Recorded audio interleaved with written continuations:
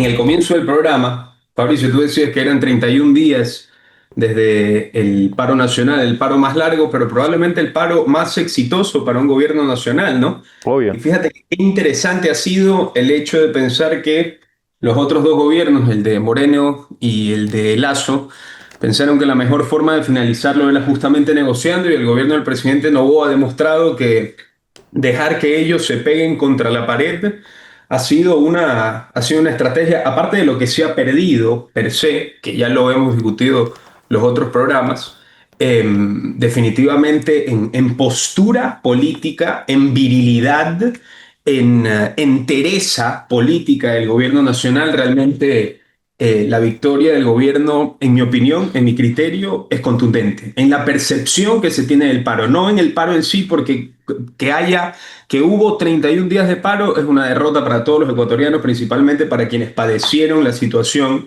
en su vecindario, en su ciudad. Pero en postura política, en mi opinión, en cómo queda parado el gobierno, caramba, el desgaste que tuvieron, lo que pedían hace 2 semanas y que ahora ya no lo piden, es que dejen evidencia que estos señores simplemente se movían por dinero, por terrorismo sin ningún tipo de sentido. Pidieron el aumento de $650 y después se rinden. Si estos señores realmente tuvieran un corazón de querer luchar hasta el final por una causa, por más injusta que sean, se quedarían 500 días en el paro. ¿Me entienden lo que les quiero decir? Está clarísimo que son movimientos, que son intereses lo que los mueven, y más le importa la postura y la opinión pública que cualquier otra cosa. Pero realmente esta no es una lucha de corazón, sino que es una lucha de bolsillo por parte de los indígenas, y ya vieron que no les conviene continuar. Sí, obvio. Carchi perdió alrededor de 32 millones de dólares por el paro nacional y también empresarios de Imbabura, que lo dice el diario El Universo, empresarios de Imbabura y Carchi piden la reducción del IVA al 8% por 6 meses para el 2026. Es uno de los puntos que ellos tocan, pero aparte también el líder de la CONAIE, Marlon Vargas, dijo ayer que se tiene que ir a la campaña del no, como ellos estaban inscritos en el CNE, y ya no tocan los otros 9 puntos que ellos pedían, ¿no? Sí, no, no, no, es que creo que lo comentamos la última vez con Jeremy, me parece. La última vez que estuve aquí hace un par de semanas. Que ellos aboguen por la campaña del no es un craso error. A ellos no les conviene. ¿Por qué el correísmo no ha salido tan claramente aún a hacer campaña por el no?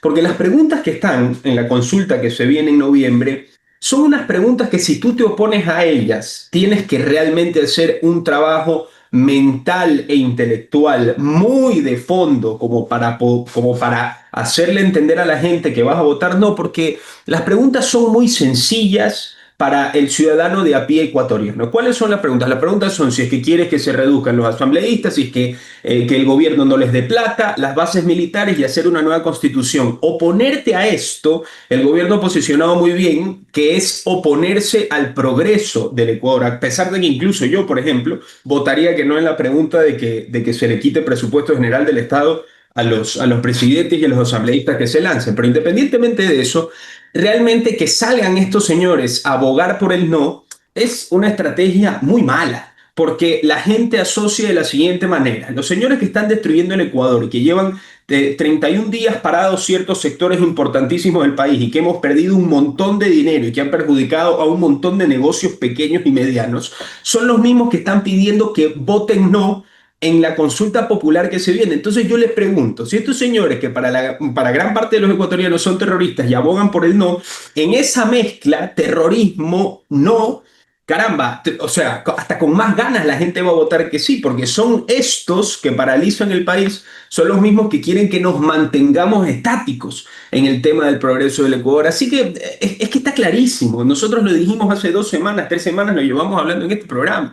Estos señores en un principio pidieron que se quite, que vuelva el subsidio al diésel, después de que se aumente el salario básico a $650. O sea, estos señores no saben nada de economía, que eso no solamente no se puede, sino que puede llevar a un debacle económico brutal para las pequeñas, medianas, hasta las grandes empresas. Eso, por favor, es una locura. O sea, está clarísimo, ellos ya se han desnudado ante la palestra pública ecuatoriana y han dejado claro que su paro fue ridículo, absolutamente innecesario y con intereses sospechosos, porque intereses, como digo, de ideológicos y de corazonadas, a mí, después de 31 días, no me huele para nada ese tema, Fabricio y No, para chicos. nada. Sí, en un video también hace unas 2 semanas se hizo viral en redes sociales que le daban $30 a varios comuneros, a varias personas para que vayan a protestar. Entonces, obviamente, esto es financiado, esto no es porque, como decías, por corazonada, porque yo amo a tal líder, yo voy a marchar por él. Para nada. Esto es más que nada un financiamiento de alguna organización o un movimiento político, como también lo han dicho ADN. Sí, sí, no, y de hecho ayer tocó el presidente este tema brevemente en Radio Democracia, Sí. cuando lo entrevista Miguel Rivadeneira, que de hecho hay uno de los momentos históricos del audiovisual digital ecuatoriano, porque ya no es televisión, que es cuando el presidente Daniel Noboa le ofrece a Miguel Rivadeneira el segundo puesto de los 7 asambleístas Ah, sí, sí lo escuché. de Pichincha para la Asamblea Constituyente, lo cual fue un movimiento interesante, lo voy a dejar con ese adjetivo. Pero en esa entrevista justamente el presidente Daniel Noboa menciona esto, pero me parece que hace muy bien en mencionarlo muy brevemente, refiriéndose a ellos como terroristas y pasando ese tema de largo, porque como digo, el paro nacional, incluso en mi conspiración, yo creo que hasta va a favorecer al gobierno. No el paro en sí, que no se malinterprete, sino la perspectiva que se llevan los ecuatorianos de la finalización del paro. ¿Cuál es la perspectiva? Que el gobierno ganó, que el gobierno ganó, que el gobierno se salió con la suya, cosa que no hicieron los otros dos gobiernos que tuvieron que arrodillarse ante los pedidos de los movimientos indígenas, por más absurdos que eran en ese entonces, aún así se arrodillaron ante ellos. Bueno, en este caso el gobierno del presidente Daniel Noboa no lo hizo, como digo, tocó este tema en la entrevista de ayer, entre otros temas muy interesantes que podemos tocar. Pero como digo, para mí la perspectiva está muy clara. El gobierno de aquí al 16 de noviembre, con tal que mantenga una imagen medianamente estable y que no se desmorone, que no haya una torre de Babel, llega muy fuerte, en mi opinión, para las votaciones del 16 de noviembre. No, sí, yo sabes que yo añadiría nomás que creo que la CONAIE no supo leer ni al presidente ni a los ecuatorianos en un sentido, quiero decir, comunicacionalmente. Es decir, ellos esperaron tener la recepción que tuvieron en gobiernos que eran claramente impopulares, como fue el caso de Lazo y de Moreno, no tuvieron esa recepción y en lugar de recular a tiempo, se mantuvieron, lo cual le dio prácticamente en bandeja de plata al gobierno para poder, digamos que, armar la narrativa con respecto a esto. Y el gobierno ha sido bueno armando narrativas. Entonces esta narrativa ha sido fenomenal. La narrativa de estos grupos, como tú mencionas, que están atrasando el país, que están buscando, digamos que el terrorismo, que ya ganaron 2 veces por gobiernos que prácticamente no han tenido la fuerza que ha tenido Daniel Noboa. Daniel Noboa logra derrotarlos. Entonces se le armó una epopeya ahí de cómo logró vencer, digamos que al terrorismo y ahora cómo lo va a hacer ahora con la consulta popular. Entonces para el gobierno lo logró. Ahora, los indígenas, ahora, sobre todo la CONAIE, no lo supieron manejar. Ahora tienen no solo una derrota, sino que también tienen una posible, o sea, una imagen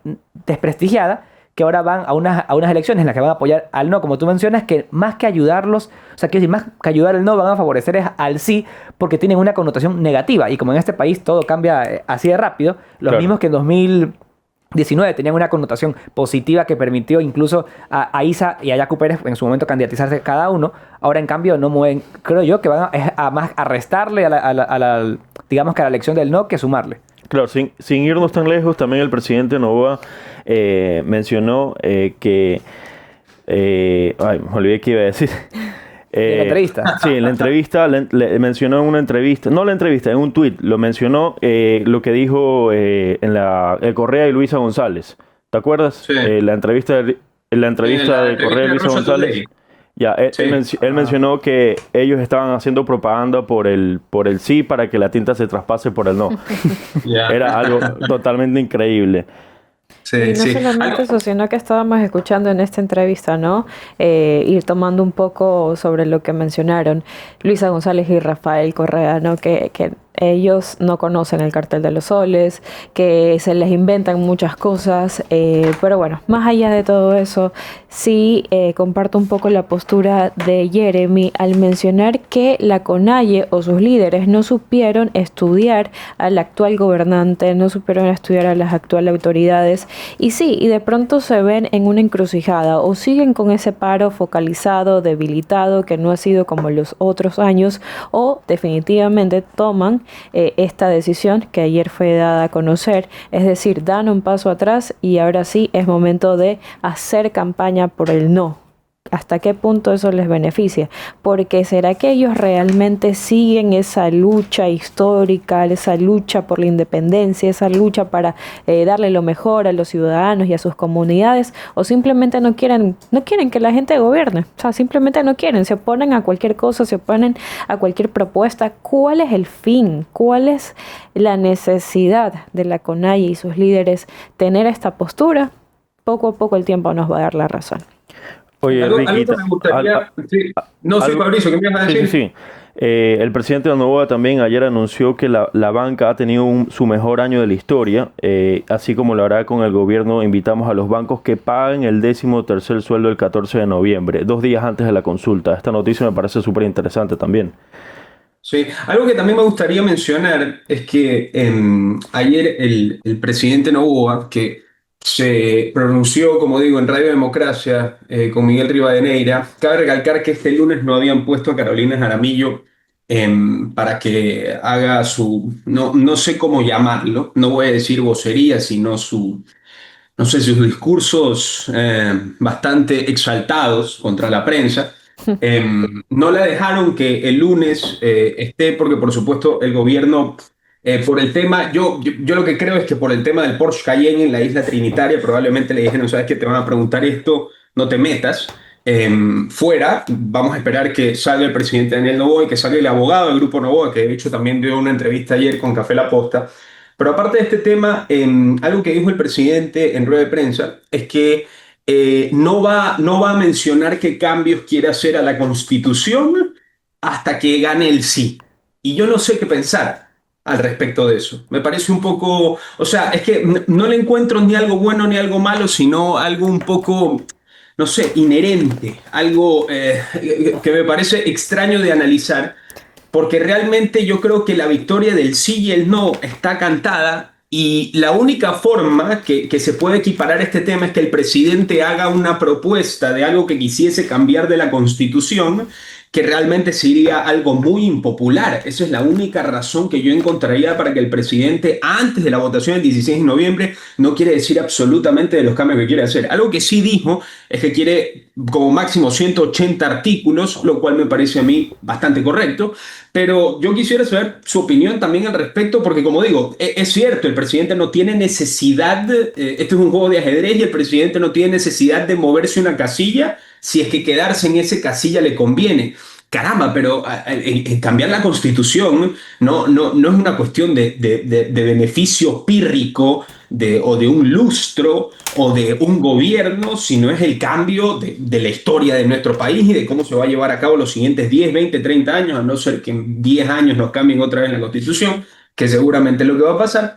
Pero, como digo, a mí me parece algo sumamente llamativo. Yo creo que ese es el adjetivo que le voy a encontrar, porque de positivo o negativo no lo encuentro. E insisto, la única razón por la cual yo no dijera nada, si estuviera en los zapatos del presidente Daniel Noboa, de qué voy a hacer en la Constitución, es que probablemente algo que se me ocurriría hacer fuera de connotación negativa, aunque igualmente vuelve a haber votación. Así que no es que el presidente, si es que gana el sí, se sale con la suya y hace lo que le da la gana con la Constitución, para que quede claro, ¿no?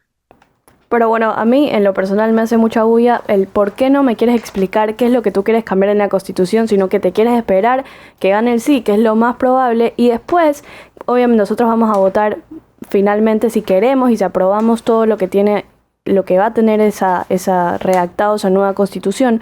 Pero aún así, en ese proceso se va a gastar una cantidad de dinero y de tiempo también, que se tiene que ser consciente con eso. ¿Y por qué tú no me quieres decir qué es lo que quieres cambiar en la Constitución? Eso a mí me hace mucho ruido y en el aspecto negativo. A Y además, ¿qué propósito tiene de de lo malo? que ustedes están mencionando, exactamente aquí está citado en un artículo la pregunta, ¿no? Dice, según Novoa, solo una vez que la población ecuatoriana apruebe ir a la Asamblea Constituyente, empezará la campaña de los asambleístas constituyentes y ellos dirán qué cambios piensan hacer. Entonces se dará a conocer lo que cada partido y cada grupo propone, dijo el mandatario. Cuando el entrevistador le preguntó si tiene un plan de gobierno, contestó, por supuesto, lo contaré el día que ganemos la consulta. La semana después, inclusive con los que explicará lo que es penal, de atracción de inversiones, libertad de expresión, todos esos puntos.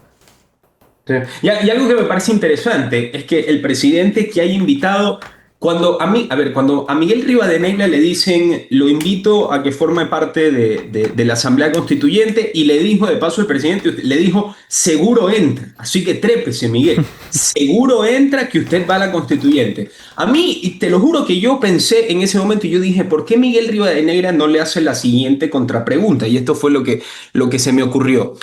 Esto deja en claro entonces, en teoría, a no ser que el presidente haya hecho una sátira y ya tiene todo armado, que los equipos o los asambleístas que van a ir a la constituyente aún no están 100% claros. Nadie tiene su cupo comprado en la siguiente constituyente. O sea, en teoría, según lo que dijo el presidente, no es que van a hacer una reducción de la asamblea actual y van a coger el all-star de la asamblea actual y los van a plasmar en la constituyente. Eso es la intención, la idea que yo tengo. También algo interesante que dijo el presidente es que dijo que va a ser mujer, hombre, mujer, hombre, mujer, hombre. A mí, honestamente, me perdonarán. Esto del igualitarismo me parece un absurdo. Yo creo que los 38 mejores de ADN, independientemente de su sexo, de su religión, deberían estar ahí. Pero bueno, en estas alturas, bueno, la política se mueve de esta manera, insisto, me parece un absurdo.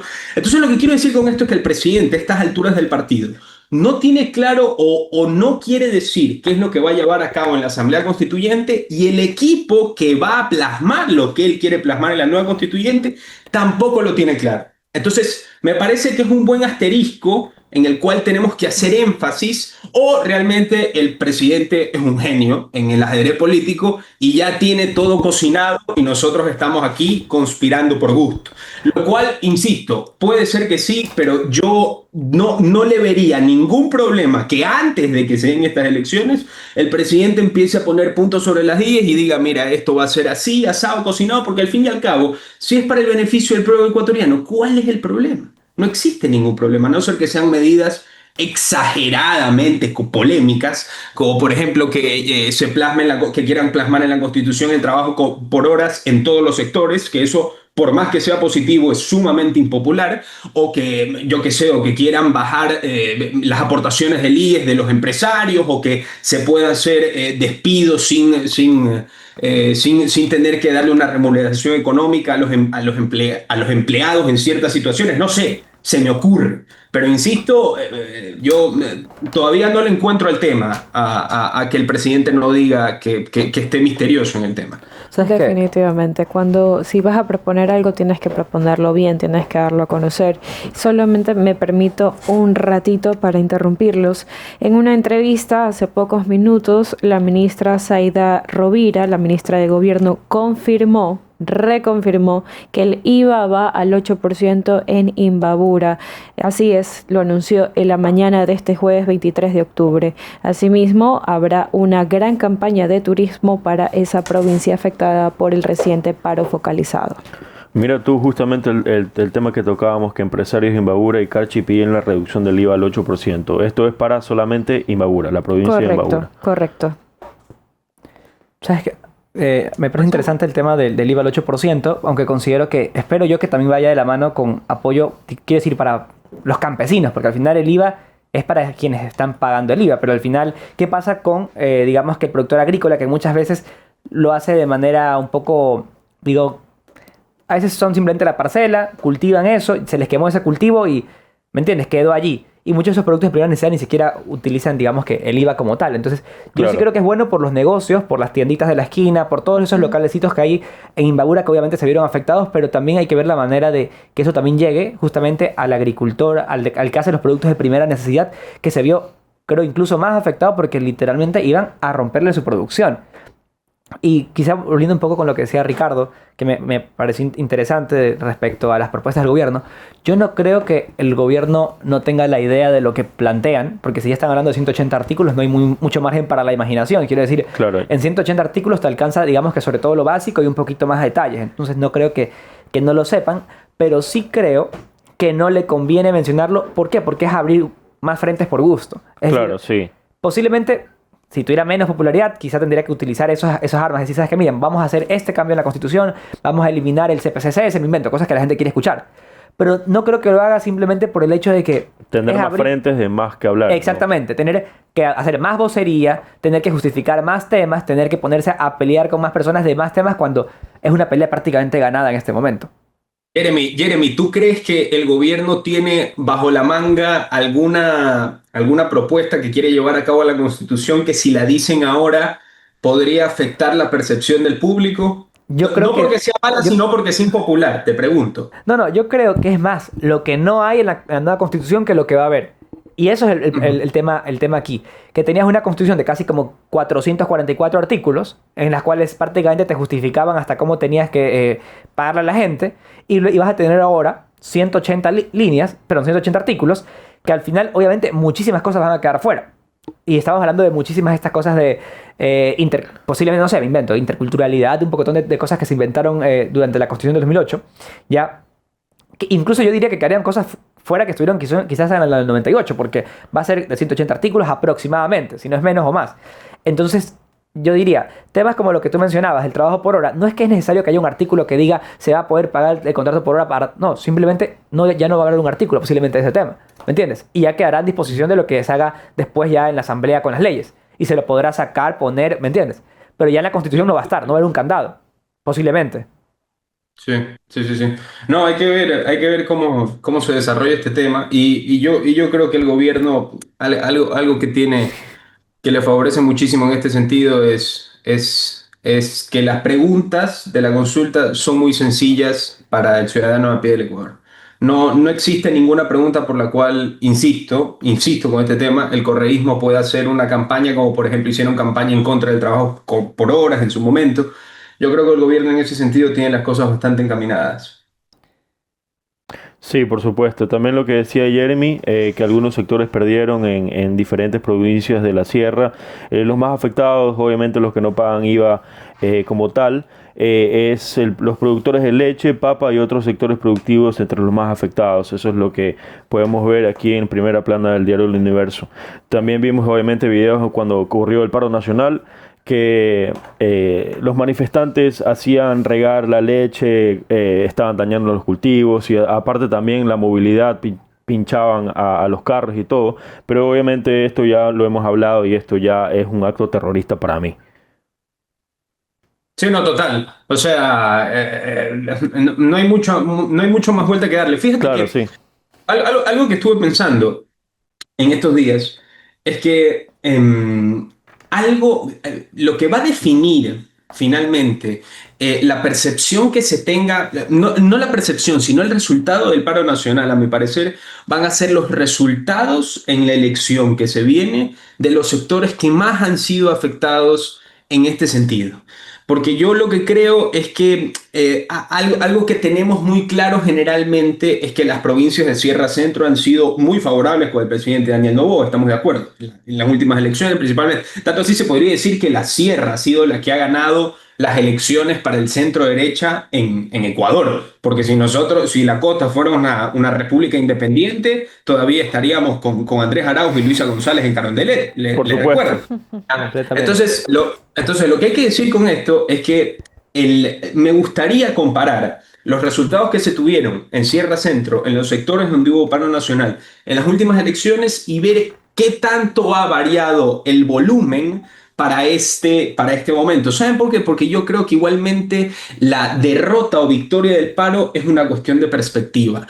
Mi perspectiva es que el gobierno sale fortalecido, pero ¿tú cómo sabes que un ciudadano ecuatoriano de a pie no dice, caramba, el gobierno no pudo hacer antes o no tuvo cierta celeridad para resolver los problemas y yo salí perjudicado a la larga. No sé si me están tratando de entender. O sea, la percepción de qué tan malo fue el paro para el tejido social ecuatoriano es netamente subjetivo. La gente podría pensar, bien por el gobierno, estos manes estuvieron un mes jodiendo y ahora ya se fueron y se desgastaron. Otras personas podrían decir, un mes jodiendo estuvieron, no pudieron hacer nada al respecto contra ellos y mira los problemas, el desgaste económico y social y de infraestructura que tenemos a esta altura del partido. Entonces a mí me va a llamar mucho la atención ver los resultados de la consulta y ver qué tanto ha variado el volumen de Sierra Centro, para ver si más ha calado el discurso del gobierno, que es que nosotros somos el bien contra el mal,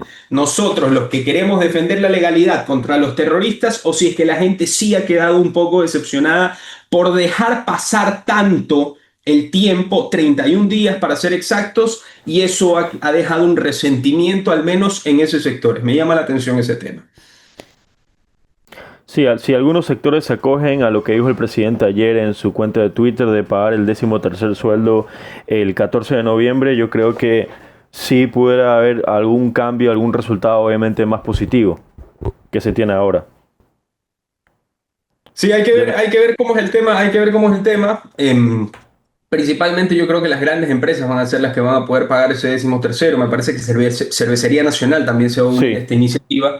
Pero, o sea, vamos a hablar con claridad. Esto lo pueden hacer las empresas que tienen una ganancia brutal, unos claro. ingresos brutales. Pero de ahí las empresas, Las, las pequeñas y medianas empresas que se pongan a hacer esa jugada, es pedirles demasiado. es muy Es más, difícil. Es muy es complicado. hasta una irresponsabilidad, porque les recuerdo que el grueso que ganan las empresas, ¿ya? En ciertos momentos del año, también es en Navidad, también es a principio de diciembre, a finales de noviembre. Entonces le estamos pidiendo a las empresas que saquen dinero de su bolsillo, que saquen dinero de su bolsillo mucho antes de que lo hayan ganado. Entonces, para mí esa iniciativa es una iniciativa muy de que si eres un multimillonario que tiene un empresarión y te cae bien Novoa, ponte en esta iniciativa. Pero de ahí, o sea, esto no es palabra de Dios ni es la Biblia. O Claro, sea, por esto supuesto. Es un tema complejo para las pequeñas y medianas empresas, pero las grandes, las transnacionales, obviamente pueden acogerse a este comunicado del presidente, como lo hizo Cervecería Nacional, como lo dijiste. Pero también, no sé si tengan otra información, quería dar una información más internacional, pero como estamos tocando temas locales, no quería irme por otro lado. Ah, no. no, algo Fabricio, Que se tiene del paro nacional, es verdad, la connotación de lo que se tiene es subjetivo, pero yo creo que para poder cambiar la mentalidad que tienen estas personas de, ok, se demoraron mucho y esto en finalizar este paro y me terminó a mí perjudicando, tiene la forma para cambiar ese pensamiento que tienen estas personas, es qué va a hacer el gobierno ahora en adelante para ayudar a restaurar estas provincias que quedaron perjudicadas tras el paro nacional.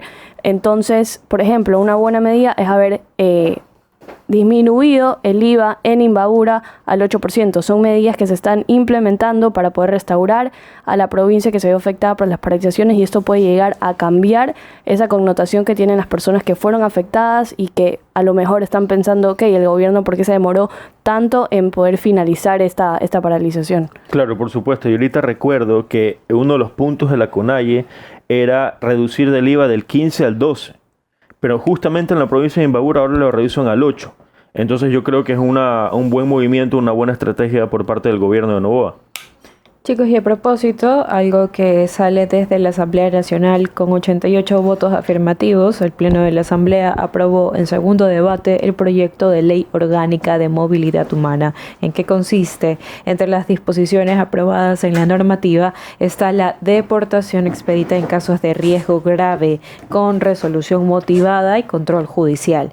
También se da paso a la ampliación del periodo de prohibición de reingreso hasta por 40 años para quienes representen amenazas a la seguridad nacional. Según el legislativo, la norma exige certificados de antecedentes penales y registro migratorio para la obtención o renovación de visas. Además, se crea la visa de tránsito o transeúnte para evitar el uso del Ecuador como país de paso irregular. Ahora el proyecto aprobado será remitido al Ejecutivo para su respectiva sanción u objeción. Algo que me gustaría comentarles, chicos, que ya es un tema, yo les he mencionado desde que salieron las preguntas, que yo no estaba de acuerdo que yo no estoy de acuerdo, de hecho, si fuera a votar, que no voy a votar porque no estoy en Ecuador y no pude cambiar mi domicilio electoral, yo votaría que no a que se quite el presupuesto general del Estado para los partidos políticos. Pero hice un estudio, y hice un estudio económico, para ser exacto, sobre cuánto le cuesta a los ecuatorianos darle plata a los políticos en el Ecuador. El CNE, en la última elección, le dio a los partidos políticos de Ecuador 13.900.000 dólares para promociones electorales. Estamos hablando de presidentes, vicepresidentes, asambleístas, etcétera. El presupuesto general del Estado de este año ha sido 36.000 millones de dólares. ¿Ustedes saben qué porcentaje es lo que se le da a los partidos políticos que supuestamente se dice? Porque también hay que hacer un paréntesis aquí. La democracia es como la novia o el novio de uno, ¿ya? ¿Por qué la democracia es como la novia o el novio de uno? Porque tú la ves y de la forma que tú la percibes es perfecta, ¿ya? O sea, una persona, un tercero, ve la forma en que tú ves a tu novia y dice, bueno, tal vez no es tan guapa, tal vez no es tan inteligente, Sí, tal lo que vez es no el es tan amor. maravillosa como este chico lo dice. Entonces, ¿por qué estoy diciendo esto? Porque la democracia también es eso. Yo he visto analistas políticos pro-democráticos que unos dicen que la democracia solamente es que se lleven a cabo elecciones libres y otros dicen que puede haber dictadura incluso cuando se elige democráticamente un presidente. Entonces, la democracia es una visión subjetiva del mundo que tiene cada individuo. Entonces, ¿por qué lo agrego en este sentido? Porque si estamos hablando que el gobierno en una de las preguntas, y probablemente va a ganar esta pregunta, porque es una pregunta que la gente no piensa mucho, la gente dice, estos asambleístas son un desastre, vamos a quitarles la plata, estos candidatos son un desastre, vamos a quitarles la plata. ¿Saben qué porcentaje es del presupuesto general del Estado? Les voy a decir en total, 0,039% del presupuesto general del Estado. Los 5 millones que se le dan solo a los candidatos presidenciales, que se quitan de los 13.900.000 que les estoy diciendo, es el 0,014% del presupuesto general del Estado de los ecuatorianos. ¿Por qué estoy diciendo esto? ¿Por qué estoy haciendo este caso? Porque a mí me parece insólito que se crea. El otro día vi que ustedes estuvieron con un asambleísta de ADN, me parece. Sí, Ahorita se Es me está Alarcón. escapando. Sí, con la asambleísta Alarcón. Y yo me acuerdo que me parece que fue Luciana que le preguntó. Luciana le dijo, ¿cuánto es el ahorro de este tema? Probablemente ella no lo sabía y la respuesta que dio fue, mientras más se ahorre mejor. No importa si son centavos, se ahorran, no pasa nada y mejor para los ecuatorianos. Bueno, quiero que sepan que a base del presupuesto general del Estado son centavos. O décimas de centavos. Entonces lo que quiero decir con esto, ¿ya? Es que esas décimas de centavos son mucho más pesadas en democracia de lo que ustedes creen, porque estas décimas de centavos permiten que presidentes o candidatos a presidentes, vicepresidentes, asambleístas independientes tengan la posibilidad de poder lanzarse en democracia. Un ecuatoriano de más de 36 años pueda lanzarse en democracia y poder proponerse a los ecuatorianos como una manera de diferenciarse. Es cierto que muchas personas dicen, no, pero los partidos políticos tradicionales lo que han hecho es que han captado ese presupuesto y se lo quedan ellos y lo hacen para su función. Entonces el debate es muy sencillo. O nosotros, si vemos algo malo, lo eliminamos de plano o tratamos de corregirlo. Si es que eso de que los partidos políticos tradicionales se aprovechan de este fondo, es que el problema no es entonces eliminar este fondo, es arreglar ese funcionamiento para que ese fondo sí vaya a manos donde podamos fortalecer y no debilitar nuestra democracia. Entonces yo insisto que esto se elimine. Lo único que va a hacer es que el candidato, señor ecuatoriano que esté escuchando en este momento en el programa Fuego News, el candidato por el que usted vaya a votar mañana va a estar financiado por plata o privada o por plata del narcotráfico. No hay punto medio, ¿ya? Y en ese sentido, eso implica que el político siempre va a tener intereses, siempre va a tener que rendirle cuentas a alguien. No todo el mundo es Daniel Noboa, no todo el mundo es Jan Topic, que se pueden pagar 100 millones de dólares en una campaña y se van a su casa a la playa y no pasa nada, ¿ya? Entonces, yo creo que hay que dejar este tema claro porque, insisto, yo no tengo problema con que los ecuatorianos voten sí, porque probablemente la mayoría va a votar que sí, pero al menos tengamos la honestidad intelectual de explicar esto realmente, porque a mí me molesta sobremaneras que vengan y que digan, no, si se ahorra un poco es mejor ahorrar. El porcentaje del que estamos hablando es un absurdo, es una ¿El tontería. porcentaje de cuánto Lo es? que hay que hacer es 0.0. Ok, corregir no. el proceso de cómo se asigna y cómo se podría devolver la plata. Por ejemplo, en Chile, si tú no llegas al 5%, devuelves la plata. Loco, entonces es como que ser candidato es casi que ir al banco. Si tú no pagas el préstamo, si es que tú no llegas a tales estándares, te toca pagar el préstamo.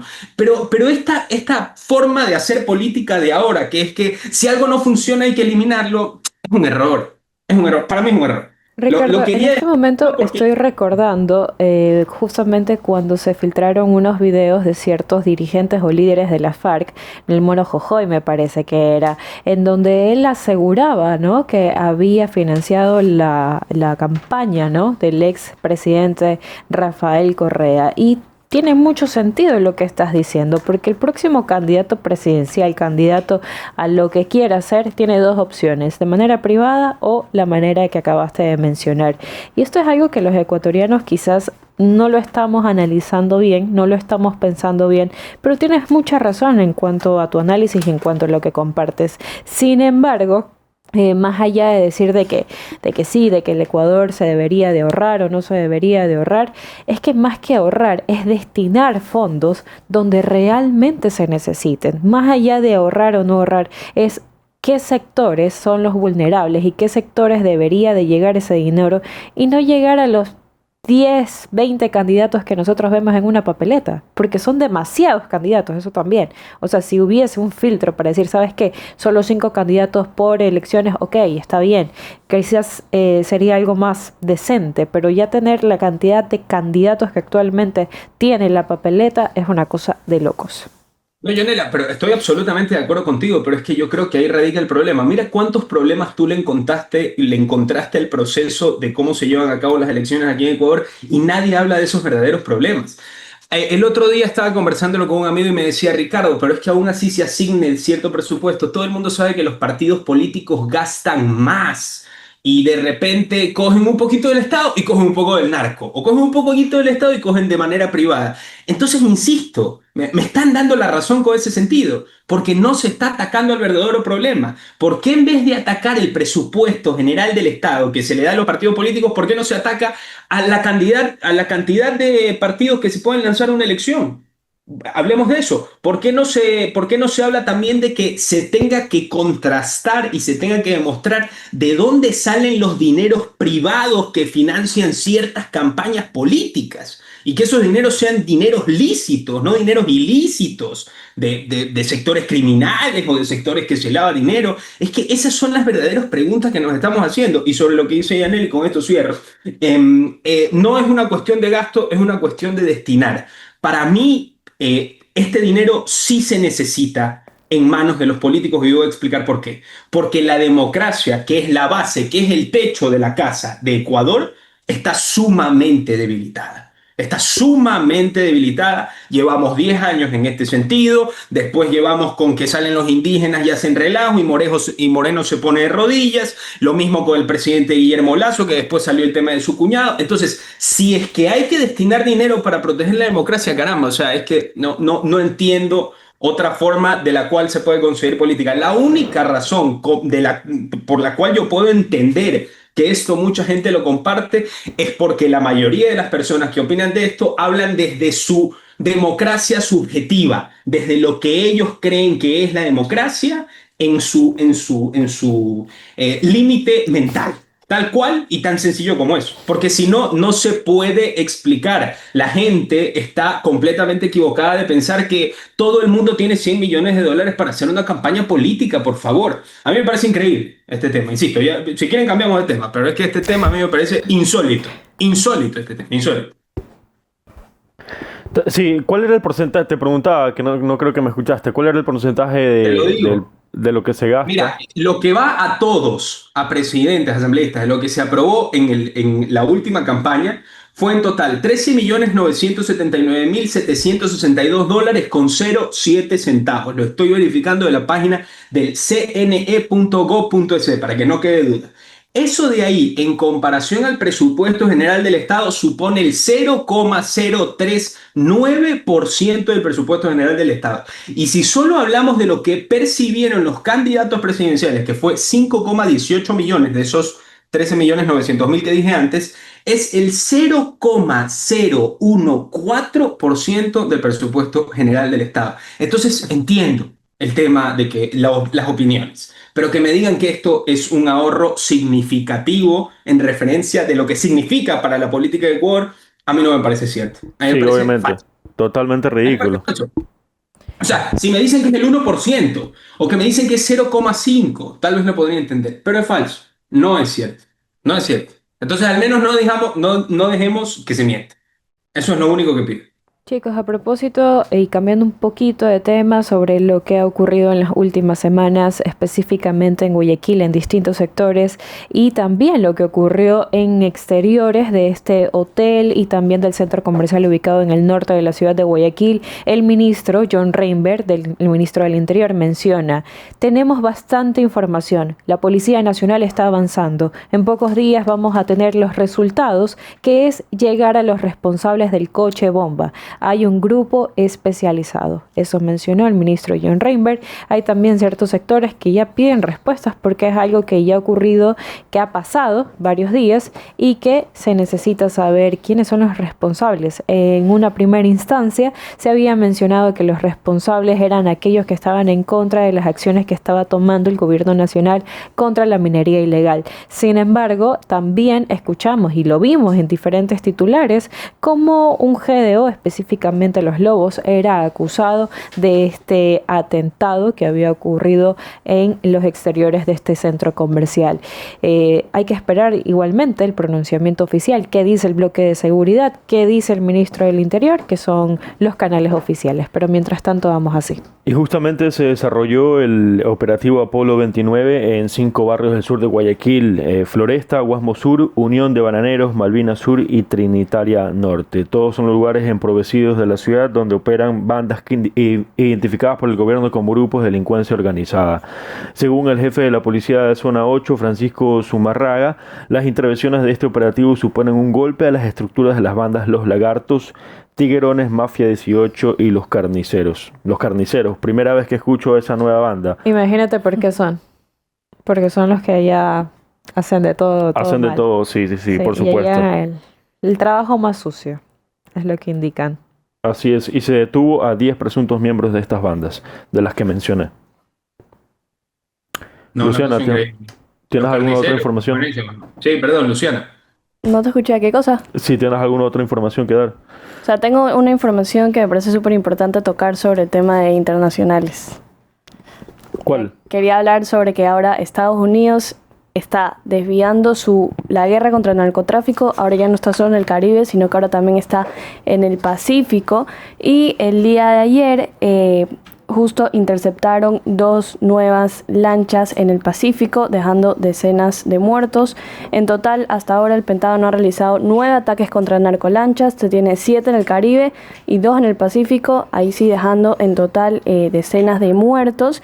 Y ahora no solamente se van a mantener en las aguas, sino que ahora Donald Trump ha dicho que ahora también se planean ataques por tierra. Esto ocurre justamente con cómo se ha debilitado la relación diplomática que se tiene entre Estados Unidos, Colombia y Venezuela. Y básicamente no ha dado muchos más detalles de qué se trata este ataque o estos ataques que se planean por tierra, sino que solamente se ha dicho que se va a informar en el Congreso lo que se va a hacer, pero que no va a pedir básicamente permiso y que ¿Qué opinan ustedes de esta noticia? Que ahora no solo es por mar, sino ahora también por tierra. Justamente iba a complementar esa noticia porque hay una alta expectativa en Estados Unidos por un mensaje urgente de Donald Trump esta tarde.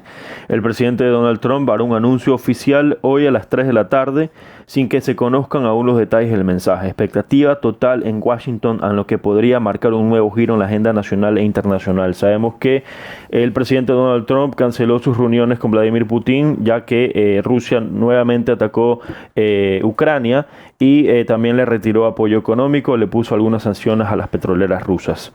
Chicos, en este momento, realizando el monitoreo correspondiente, unidades del Cuerpo de Bomberos trabajan por una alarma de rescate en las calles Cuenca y Rumichaca. Un expreso escolar y un vehículo liviano habrían colisionado, por lo cual un menor se encuentra con la piernita presionada.